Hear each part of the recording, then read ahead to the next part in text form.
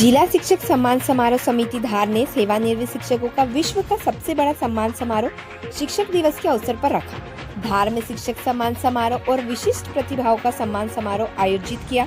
श्रद्धा garden में आयोजित गरिमामय समारोह के मुख्य वक्ता श्रीधर बर्वे, शिक्षाविद एवं सेवानिवृत्त प्राचार्य इंदौर तथा सम्मानीय अतिथिगण श्री मनोज कुमार सिंह, डीआईजी पुलिस अधीक्षक धार, अभिषेक चौधरी सीओ जिला पंचायत धार थे। विगत 41 वर्षों से समिति सेवानिवृत्त शिक्षकों का सम्मान कर रही है। समिति द्वारा इन वर्षों में लगभग 5,800 सेवानिवृत्त शिक्षकों का सम्मान किया जा चुका है। साथ ही पूर्व वर्षों में राष्ट्रपति पुरस्कार प्राप्त, राज्यपाल पुरस्कार प्राप्त शिक्षकों का भी सम्मान एवं हाई स्कूल तथा हायर सेकेंडरी स्कूलों में 100% परीक्षा परिणाम देने वाले प्राचार्यों का सम्मान किया जा रहा है। 11 वर्षों से समिति द्वारा समाज के विभिन्न क्षेत्रों में धार और जिले का नाम राष्ट्रीय अंतर्राष्ट्रीय स्तर पर गौरवान्वित करने वाले विशिष्ट प्रतिभाओं का भी सम्मान किया जाता है। डीआईजी श्री मनोज कुमार सिंह ने कहा कि आने वाले समय में समाज में बच्चों को सुरक्षित रखना होगा। शिक्षक के साथ साथ इसमें माता पिता की महत्वपूर्ण भूमिका है। समाज में बदलाव तभी संभव है जब हर व्यक्ति अपने नागरिक कर्तव्यों का पालन करे।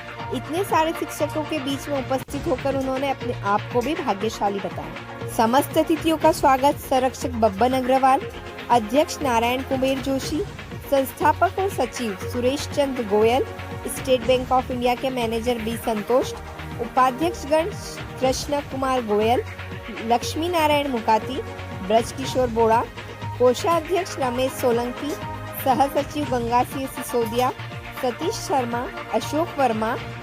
समारोह में गणमान्य नागरिक, जनप्रतिनिधिगण, शासकीय अधिकारी, पत्रकारगण, मीडियाकर्मी आदि उपस्थित थे। धार से वजाहत की रिपोर्ट।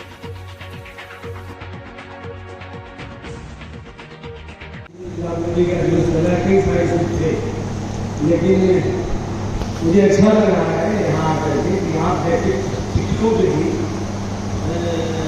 कुछ लोगों होने का मौका मिला है।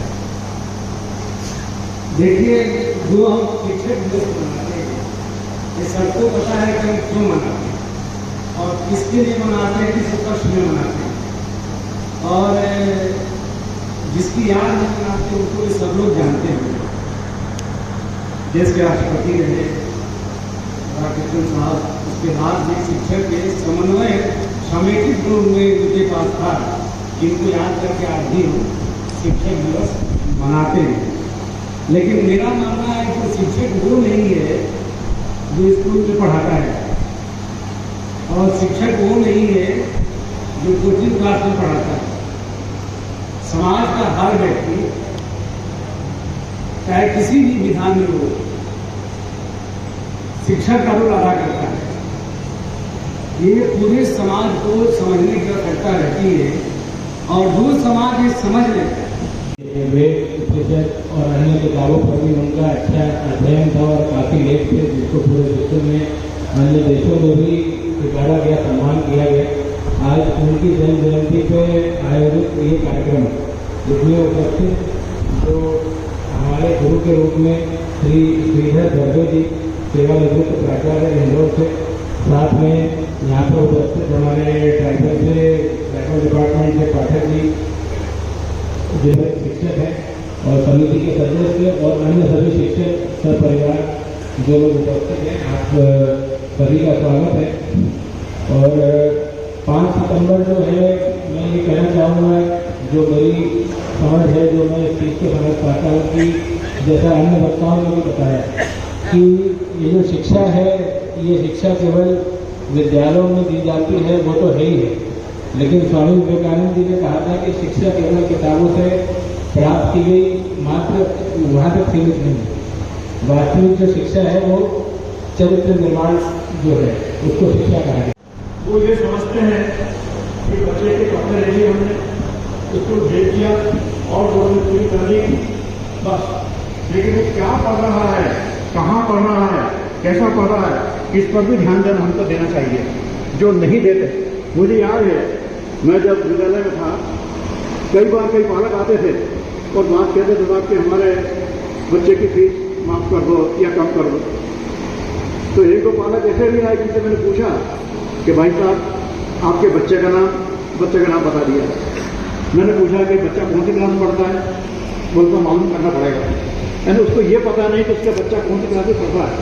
यानी इस हद दर तक लाभ पढ़वा होते हैं हम लोग।